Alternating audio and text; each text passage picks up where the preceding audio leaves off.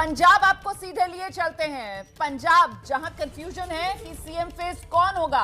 जैनेंद्र इस वक्त मुख्यमंत्री पंजाब के चरणजीत सिंह चन्नी उनसे खास बातचीत कर रहे हैं। पंजाब में कहां से पैसा आता है उसके पास मुझे पता नहीं, लेकिन 200-300 करोड़ रुपया मुझे लग रहा है कि पंजाब में लगा हुआ है उसका, जिस पे बोर्ड लगे हैं अब की बार केजरीवाल को एक मौका दो।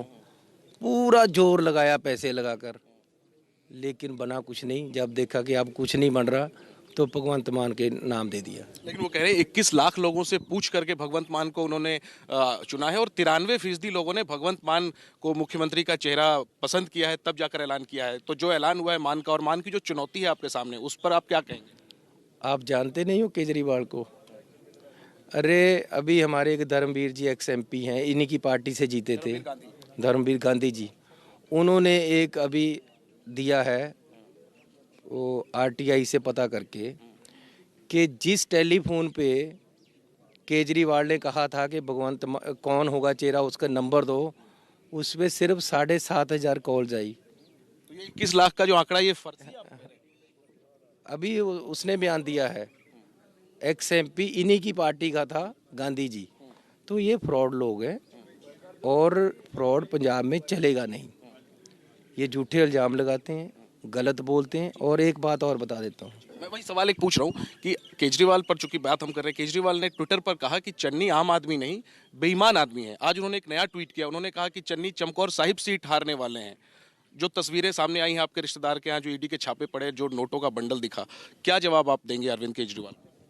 अरे 10 जगह छापे डले, सारे मेरे रिश्तेदार नहीं हैं। अब मैं सारे रिश्तेदारों पे कितनी नज़र रख सकता हूँ, कौन क्या कर रहा है। लेकिन मुझे एक बात बताएं कि ये आदतन माफ़ी मांगने वाला और गलत झूठ बोलने वाला बंदा है। आपको तो पता ही है कि इसने गडकरी साहब से माफ़ी मांगी थी, इसने जेटली साहब से मांगी थी, इसने मजीठिया से माफ़ी मांगी। यार कितनों से माफ़ी मांगेगा पंजाब में? अपने आप को सीधा कर ले। कोई अणख भी होती है बंदे की, कोई इज्जत भी होती है, कोई अपना अंदर से कोई टकाव भी होता है। ये क्या है कि जब इलेक्शन आए दुनिया भर के इल्ज़ाम लगा दो किसी के ऊपर, उसको बदनाम कर दो, बाद में गोडे टेक दो, मेरी जो गलती हो गई, इलेक्शन था, ख़त्म हो गया। ये कितनी देर करेगा? ऐसे लोगों को एक दिन नत डालनी होगी। और मैंने पार्टी से पूछा है कि मुझे अनुमति दो, मैं इसके ऊपर मानहानि का केस करना चाहता हूँ। इसकी आदत बन चुकी है कि हर इलेक्शन में बड़े से बड़े इल्ज़ाम लगाकर इलेक्शन जीतो और फिर आगे निकलो, बाद में गोडे टेक कर माफ़ी मांग लो। ये चलेगा नहीं पंजाब में। लेकिन ED का जो छापा पड़ा चन्नी साहब, भूपेंद्र सिंह हनी आपके रिश्तेदार हैं, उनके घर से और उनके करीबियों, उनके साथ जो बिजनेस पार्टनर हैं, उनके घर से जो नोटों का बंडल मिला, उस तस्वीर पर आप क्या कहेंगे? वो सीधे लोग राजनीतिक तौर पे अगर आपके भी विरोधी के घर से मिलता तो आप उस पर सवाल उठाते। वही आज आपके साथ हो रहा है। आपकी क्या सफाई है? मेरी बात सुनो, 140 करोड़ का आम आदमी पार्टी इसके भतीजे से पे केस हुआ दिल्ली में, तो केजरीवाल उसको ओन कर ले कि मेरा है वो। मेरे को किसी के साथ क्यों जोड़ रहे हैं? भूपेंद्र हनी से आपका क्या रिश्ता है? मतलब या कोई रिश्ता नहीं है? नहीं, मैं कब कहता हूँ मेरा रिश्ता नहीं है? मेरा इतना रिश्ता है कि मेरे साडू का लड़का है वो। अब मेरे आजकल तो ये हो जाता कि अपना मुंडा कई बार नशा करने लग जाता है, उस पर कंट्रोल नहीं होता। साडू के घर में क्या हो रहा है मुझे क्या पता है उसको मेरे साथ क्यों जोड़ रहा है? तो आप अगर दोबारा CM बने तो आप जांच करवाएंगे खुद अपने साड़ू के बेटे? खुद चाहता हूँ कि वो तो 10 लाख जोगा भी नहीं था, तो ये जब पैसा कहाँ से आया तो पता तो करना ही। अभी हराने की ये इतना नोटों का बंडल कहाँ से? मैं तो हैरान हूँ, उसकी औकात ही नहीं है इतनी। लेकिन ये पता तो करना पड़ेगा। अगर खुद CM बने तो आप भी जांच करवाएंगे? मैं बिल्कुल कराऊंगा। अगर आचार संहिता लगी होती तो मैं अभी करा लेनी थी। क्या पार्टी आपके साथ पूरी मजबूती से खड़ी नजर आ रही है? इस छापे के बाद पार्टी ने चुनाव आयोग में शिकायत की कि ये राजनीतिक छापा है। आपसे पार्टी ने क्या बात की है? क्या हाईकमांड की तरफ से आपको निर्देश?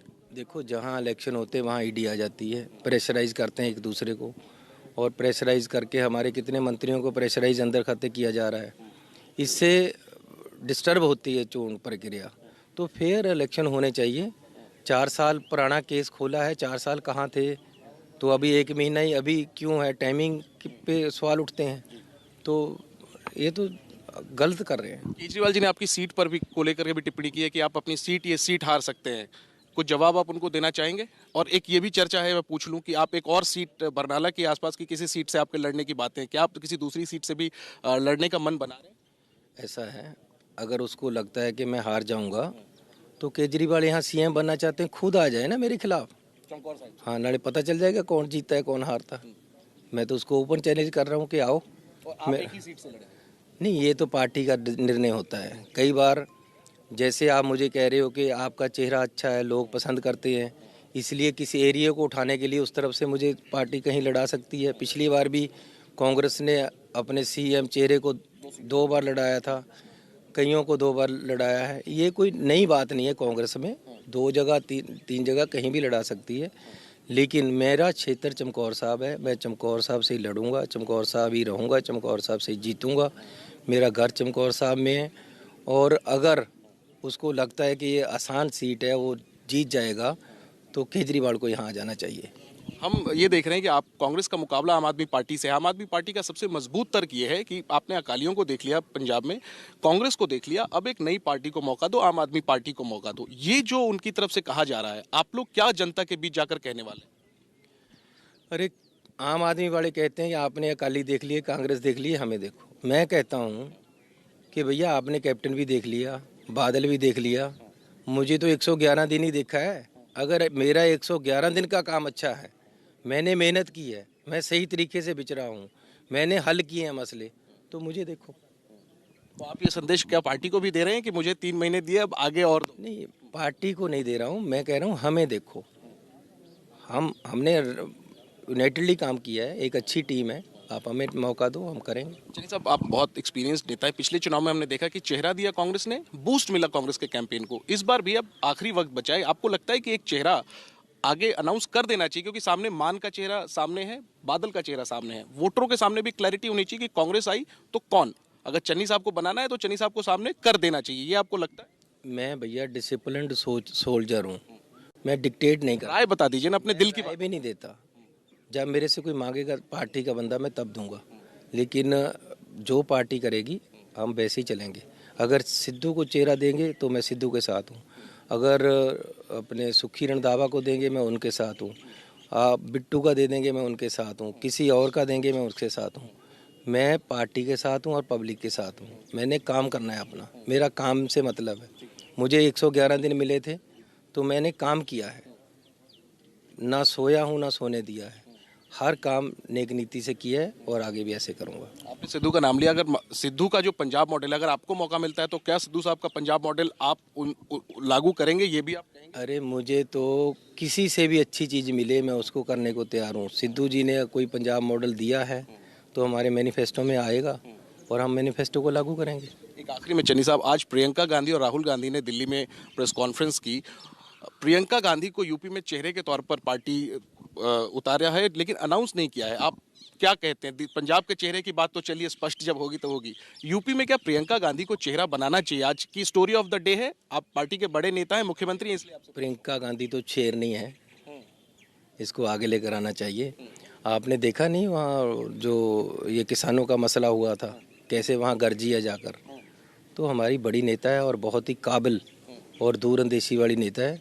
अगर ये यूपी में सीएम बनती हैं, इससे ज़्यादा बड़ी बात क्या होगी और यूपी का कायाकल्प हो जाएगी। फिलहाल जो स्थिति, आखिरी सवाल, फिलहाल जो स्थिति है पंजाब में, सभी पार्टियों की सीटें लगभग आ चुकी हैं।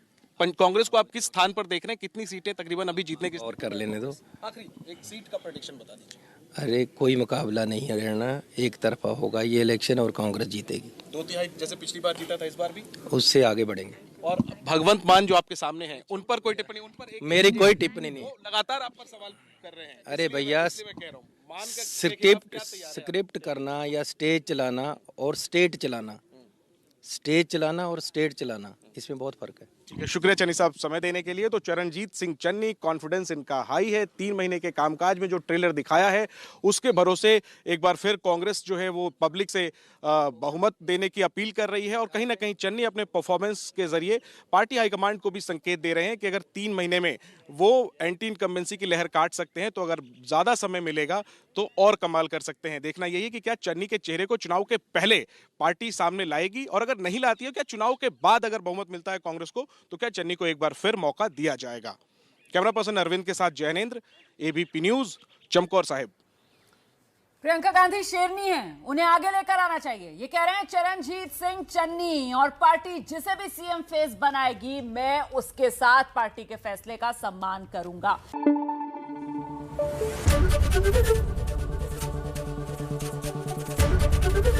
एबीपी न्यूज आपको रखे आगे।